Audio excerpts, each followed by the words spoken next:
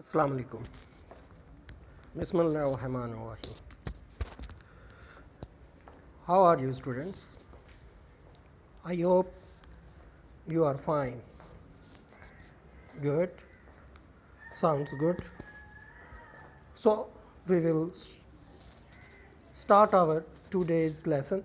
Content information subject biology grade pre-9. Unit number 4 cells and tissues. Topic history of the formulation of cell theory. So, our objectives are history of the formulation of cell theory, cells, any molecules, principle of cell theory. History of formulation of a cell theory.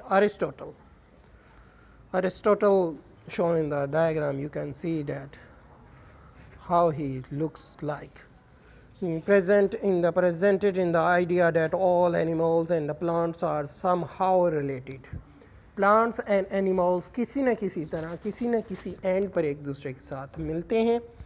Later this idea gave rise to the questions like, is there a fundamental unit or structure shared by the organisms? But before microscopes were first used in 17th century, no one knew with certainty that living organisms do share a fundamental unit, cells.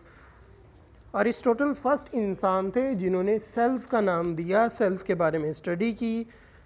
ये पहले इंसान थे जो 17th century का incident था.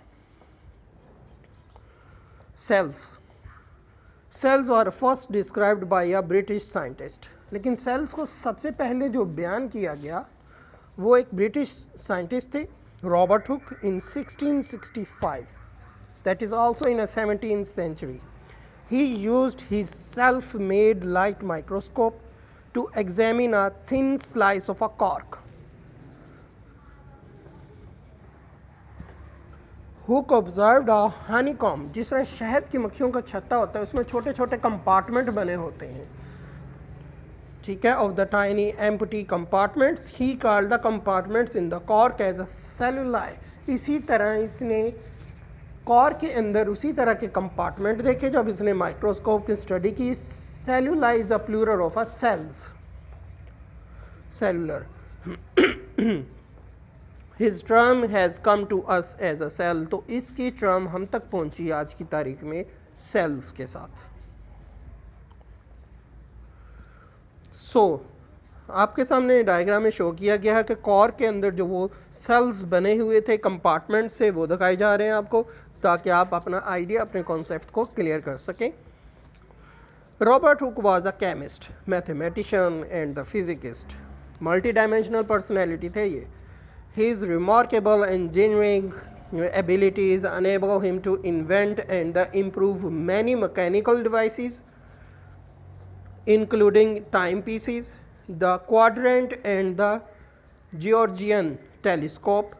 His observation about the section of a cork is also illustrated here. इसकी diagram में जैसा कि हमने illustrate किया हुआ है, explain किया हुआ, वजाहत की गई है, इसकी demonstration है. What is any molecules? The first living cells were observed a few years later by the Dutch naturalist Antony van Leeuwenhoek. इसकी भी तस्वीर दी गई है. He observed tiny organism from pond water, नदी के पानी से, under his microscope and called them as animalcules. इनको इन्होंने कहा कि इनका नाम रखा गया animalcules.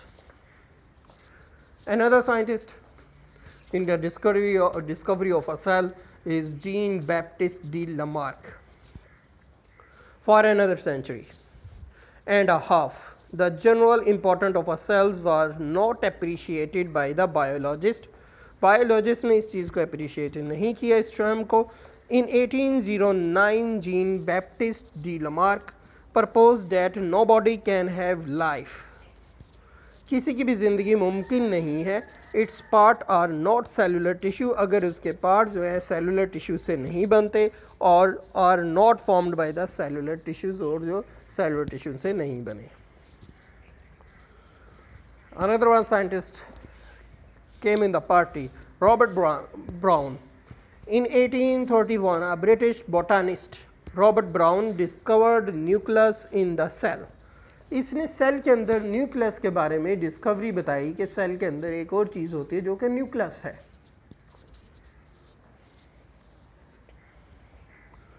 Another person, Matthias Schleiden. In 1838, it is the 19th century, a German botanist, Matthias Schleiden, studied plant tissues and made the first statement of the cell theory. Cell theory के बारे में इनकी पहली statement थी. He stated that all plants are aggregates of an individual cell. तमाम plant जो हैं वो असल में सिंगल सेल से मिलके बने हुए हैं. Which are the fully independent, जो कि मुकम्मल तौर पर एक दूसरे के ऊपर आज़ाद होते हैं, इंडिपेंडेंट होते हैं, किसी पर इन्हसार नहीं करते. Theodor Schwann, another one person. In 1839, it is also 19th century, a German zoologist, Theodor Schwann, reported that all animals' tissue are also composed of an individual cell. ये individual cell से बने हुए हैं. Thus, Schleiden and Schwann proposed cell theory in its initial form. ये initial form में cell theory बनी इन्हीं के concepts को लेके. इनका कहना क्या था कि all animals tissues are composed of an individual cell. तमाम जो tissues है वो individually cell से मिलके बनते हैं. तो इसके बाद Schleiden और Schwann ने ही अपनी cell theory propose कर दी. Rudolf Virchow, very famous guy. In 1855, Rudolf Virchow, a German physician, proposed an important extension of a cell theory. Cell theory को इसने enhance कर दिया, थोड़ा सा मज़ीद आगे बढ़ाया. He proposed that all living cells arise from the pre-existing cells. इसने कहा कि जानदार जो हैं organisms हैं वो पहले से मौजूद सेल से वजूद में आते हैं, बनते हैं.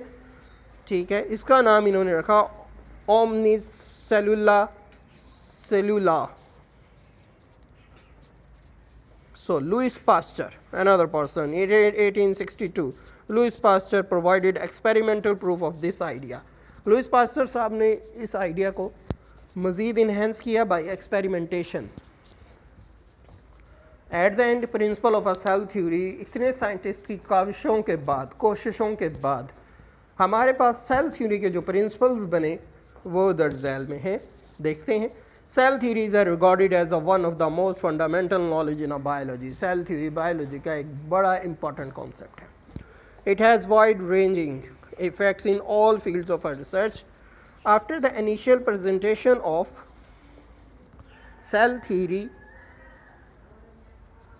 Bye Schleiden and Schwann, many details of a cell were studied and cell theory was extended. Cell theory को स्टडी किया गया और सेल को फिर इस थ्योरी को एक्सटेंड कर दिया गया. Cell theory in its modern form includes the following principles.